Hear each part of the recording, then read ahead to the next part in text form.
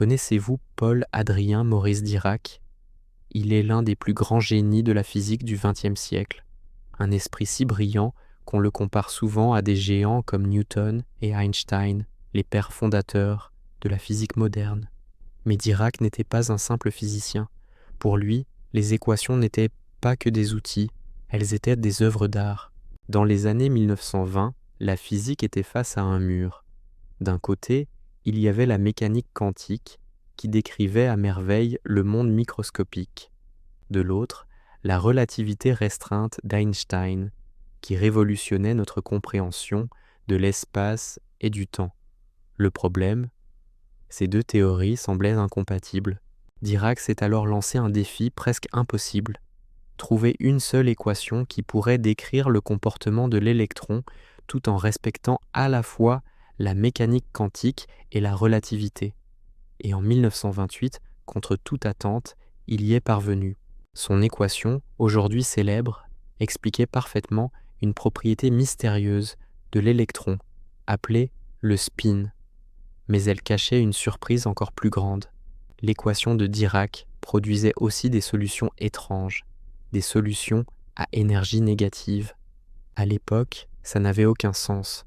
La plupart des physiciens pensaient que c'était une erreur, une faille dans le raisonnement. Dirac lui-même a douté, mais une conviction profonde l'a retenu. Son équation était tout simplement trop belle, trop élégante pour être fausse. Il a décidé de faire confiance à la beauté mathématique, persuadé qu'elle ne pouvait pas mentir. Et il a eu raison. En suivant la logique de sa magnifique équation, Dirac a fait une prédiction qui allait bouleverser la physique.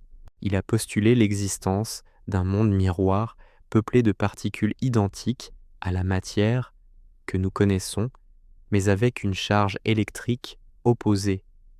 Il venait de prédire l'existence de l'antimatière. Il a imaginé un anti-électron, une particule avec la même masse que l'électron, mais une charge positive. Il l'a baptisé le positron. Cette idée semblait sortir tout droit d'un roman de science-fiction.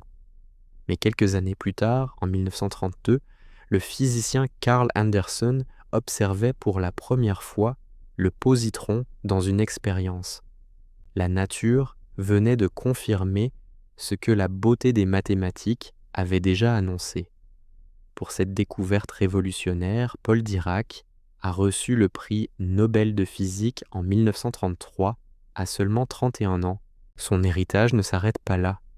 Il a aussi façonné le langage mathématique de la mécanique quantique, en introduisant par exemple la notation bracket que tous les physiciens utilisent aujourd'hui. Il a posé les bases de ce qui allait devenir la physique des particules. Dirac était aussi connu pour sa personnalité singulière. C'était un homme de peu de mots, célèbre pour son silence. Mais quand il parlait, le monde de la physique l'écoutait avec une attention religieuse. Paul Dirac nous a montré que dans la quête de la connaissance, la vérité et la beauté sont parfois une seule et même chose. Merci d'avoir regardé cette vidéo.